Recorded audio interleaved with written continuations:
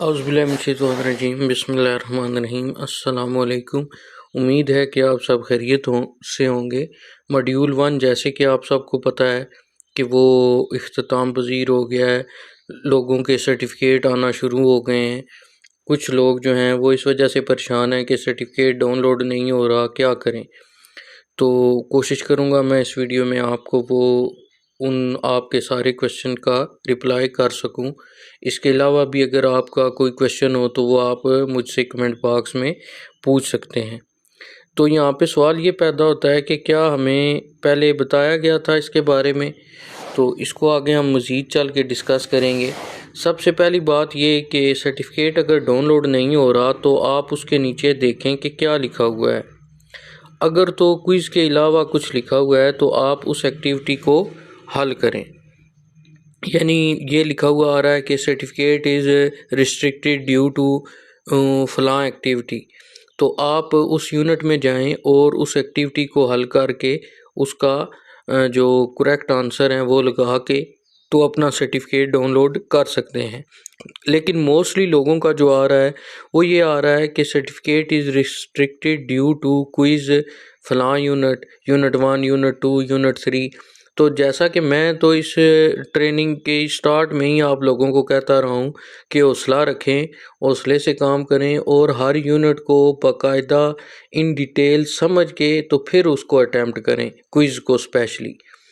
तो लेकिन हम टीचर जो हैं वो फिर जल्दबाजी करते हैं इस काम में, तो काफ़ी सारे टीचर ने जल्दबाजी की वजह से जो है वो अपना काम ख़राब किया है। तो नेक्स्ट ये आप एक चीज़ माइंड में बिठा लें कि आपने क्विज़ जो है वो उस वक्त अटैम्प्ट करना है जब आप उस यूनिट पे फुली कमांड हासिल कर लें, उसको फुली अंडरस्टैंड कर लें।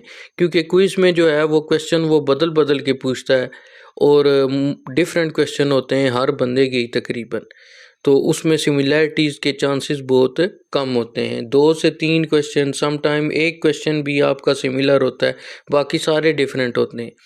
तो इसलिए उसको जो है वो समझ के यूनिट को और फिर क्विज़ की तरफ जाएं।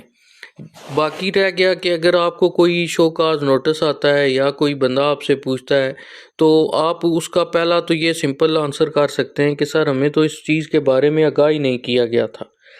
आप ये देख लें कि आपकी एईओ साहब के साथ जितनी भी मीटिंग्स हो रही हैं उनमें आपको किस हद तक जो है वो कहा जाता है कि ये जनाब आपने क्विज़ ऐसे करना है, इसको समझना है, या इस बारे में किसी चीज़ के बारे में भी कभी भी हमें जो है वो मीटिंग में आगाह नहीं किया गया।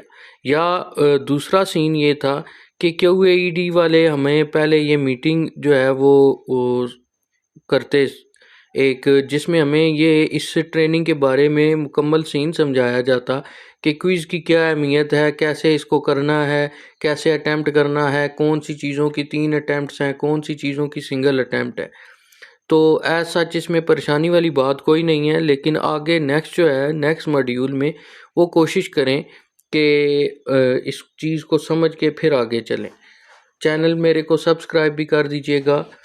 और दूसरी बात ये है कि नेक्स्ट अगर आपसे सपोज दैट को पूछता भी है तो उसके आप सारे सीनियर टीचर हैं और 100 से ज़ायद आप इसके आंसर लिख सकते हैं। सर उस वक्त नेट नहीं था चल रहा, सर क्लिक और करो और हो जाता था, और बेशुमार आंसर आप अपने पास से भी बना के लिख सकते हैं। हमें इस चीज़ के बारे में आगाही नहीं थी तो वो मेरा जो है वो यूनिट ही नहीं था ओपन हो रहा, सर मैंने सबमिट किया ही नहीं था, तो जब ओपन किया तो वो सबमिट हो चुका था।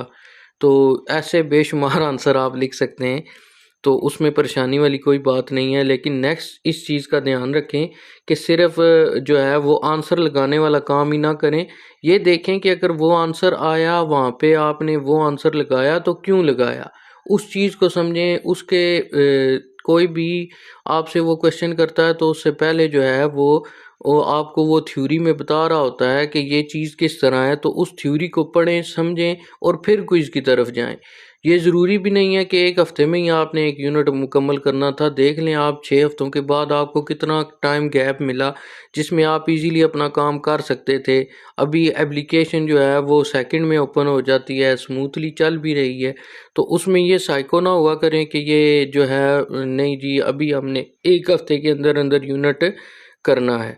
तो उम्मीद है कि आपके जितने भी क्वेश्चन थे उनके मैंने कोशिश की है कि इस वीडियो में आंसर कर दूं। इसके अलावा भी अगर आपका क्वेश्चन हो तो वो आप मुझसे पूछ सकते हैं। जज़ाकल्लाह खैर।